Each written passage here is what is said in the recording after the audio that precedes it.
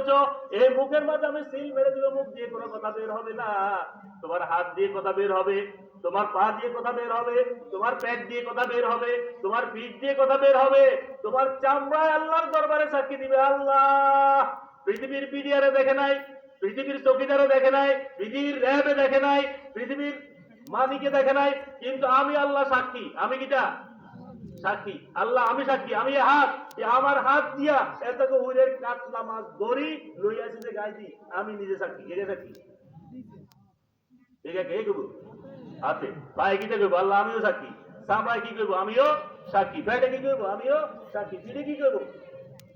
এতারা যেন সাক্ষী জানা শুরু করবো কে আমাদের কঠিন বাজারে, হাতে, পায়ে, চামড়ায়, পেটে, পিঠে।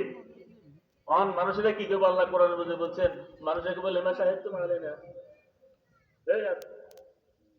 এই খাও, এই চামড়া ওদের গাড়া তোর খাইজানি গুণ ধরেছে, ডাক্তার দোষের কাছে গেছে, আমার কথা কয় না। আর তোদের ব্যথা করছে, আর কুমিল্লার 1500 টাকা বিজে ডাক্তারের কাছে গেছে, ব্যথা ধরে যাম, তোর ব্যথা ধরে যাম বলি কি গেছেন নি? কথা কয় না, কি সমস্যা হয় না?